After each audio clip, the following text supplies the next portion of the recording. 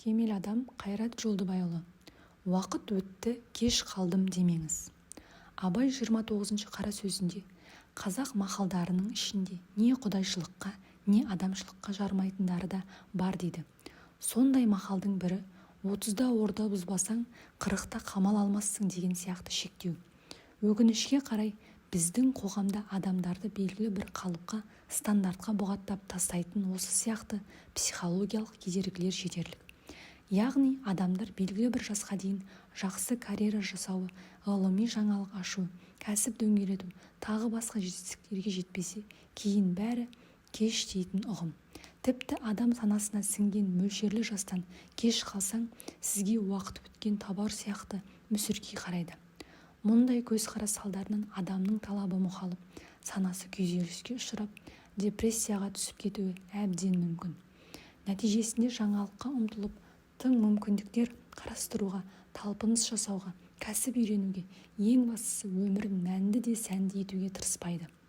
Мына әлемде 8 миллиардқа жуық адам болса, сол адамның бәрі бір-біріне әсте ұқсамайды. Олардың қабілеті, мүмкіндіктері, өскен ортасы, алған білімі мен тәрбиесі, көзқарасы мен сан алуан.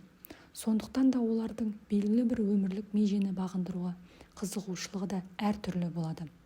Менің айтарым, мейлі қай жаста болсаңыз да өміріңізді бұрынғыдан қызықты, мәнді, мазмұнды етуге тырысыңыз. Ол үшін өзіңізді өзгелермен салыстыруды доғарыңыз. Адам өзін басқалармен қаражат, отбасы, қоғамдағы статус немесе өзге дүниелерге байланысты салыстыруды доғарған кезде жеке басын бақытты сезіне бастайды. Әркімнің түрлі дүниелерге қол жеткізуге де өз жолы, уақыты және мөлшері болады. Сондықтан қанша қиын болса да өзіңізді өзгелермен салыстыра бермеңіз. Оның орнына өзіңізге ұнайтын, күшті мотивация беретін нәрселерге көбірек көңіл бөліңіз. Жаңа хобби таңдаңыз.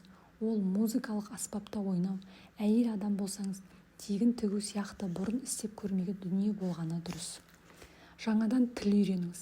Тіл үйрену адамның когнитив қабілеттерін арттыруға көмектесіп, кәрілікпен қатар келетін нейродегенеративті аурулардың алдын алуға көмектеседі. Физикалық жаттығу жасаңыз, өзіңіздің жаныңызға жақын спорт түрін таңдаңыз. Қай спортпен айналыспас бұрын бірінші дәрігермен ақылдасып алу керек, сосын кәсіби жаттықтырушы табыңыз. Көбірек саяхаттаңыз. Марк Твен адамдар өлер алдында аз саяхаттағанына өкінеді деген екен. Мүмкіндігіңіз болмаса, шетелге саяхаттау міндетті емес. Облыс, қала, ауданға көп қаражат талап етпейтін туристік маршруттар таңдаңыз. Кітап оқуды әдетке айналдырыңыз. Кәсіби жеке дамуға арналған және көркем шығармалар оқыңыз. Кітап оқу адам миының жұмысын жақсартып, есте сақтау қабілетін дамытады. Сапалы курстар мен семинарларға қатысыңыз. Тамақ пісіріп үйреніңіз. Әсіресе өзіңізге бұрын таныс емес, жеп көрмеген түрлі ұлттар тағамдарын пісіріп үйреніңіз. Жас ұлғайған сайын адамның метаболизмі төмендейді. Сол себепті жейтін тағамыңыз мейлінше пайдалы болғаны жөн. Күнделік жазыңыз. Адам жасы ұлғайған сайын есте сақтау қабілеті төмендейді. Ал күнделік жазу толғаныстарыңызды тұрақты түрде қағазға түсіру адамның есте сақтау қабілетін арттырып, стресс пен депрессияны жеңуге көмектесіп, менталды денсаулығыңызға пайда келеді. Қамалды кез келген жаста алуға болады. Жаңа карьераны кез келген жаста бастауға болады. Жаңа мамандықты кез келген жаста меңгеруге болады. Қандай да бір себеппен үйленбеген болсаңыз, кез келген жаста өзіңізге лайық отбасы құруға болады. Ол үшін сіз өзіңізге сенуіңіз керек. Себебі барлық шектеу біздің миымызда. Егер де біз миымызға қолымнан келмейді деген сигнал берсек, онда біздің сәтсіздікке ұшырау ықтималдығымыз арта түседі. Сондай-ақ сәтсіздік немесе қателік міндетті түрде болады. Сондықтан сәтсіздіктерден, қателік жасаудан қорықпаңыз. Жасы ұлғайғанда жетістікке жеткен талай жандар бар. Мысалы, ардақты пайғамбарымыз Мұхаммед саллаллаху алейхи уассалам пайғамбарлық 40 жаста келген. Хакім Абай өзінің қара сөздерін 45 жасқа толған шағында 1890 жылы жаза бастады. Табиғи философияның математикалық бастамалары деген атақты еңбегін Исаак Ньютон 44 жасында жазған.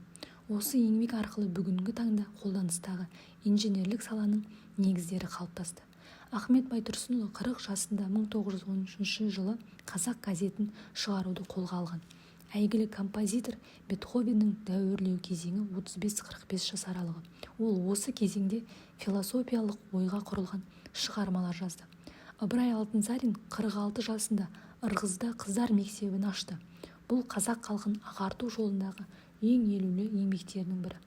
Түрік азаматы Емен Жандан Құран жаттауды бала кезінен армандап, оған 67 жасында қол жеткізді. Рим сенаторы Марк Каттон грек тілін 80 жасында үйренген. Сократ 70 жасында түрлі музыкалық аспаптарда шебер ойнауды меңгерген. Неміс тарихшысы Леопольд Ранке өзінің әлем тарихы еңбегін 91 жасында аяқтаған. Лев Толстой 82 жасында жас жігіттерше шалғымен шөп шабатын. Ол қартайған жасына қарамастан конькиде сырғанап, велосипедте тебетін, бір аяғымен 40 рет отырып тұратын. Англияда заң кеңесшісі болып қызмет атқарған Арчи Уайт 96 жасында университет түлегі атанып, ел тарихында ең қарт студент атанды. Қытайлық танымал кәсіпкер Джек Ма 36 жасында алғаш рет жеке кәсібін бастаған. Қазіргі таңда ол әлемдегі ең бай адамдар қатарында. Рей Крок 52 жасында Макдональдс компаниясының негізін қалап, әлемдегі ең үлкен фастфуд компаниясының франшизасын қалыптастырды. Джон Стит Пембертон 55 жасында Кока-Кола компаниясын құрды. Гарланд Сандерс KFC ресторандар желісін 62 жасында айналымға шығарды.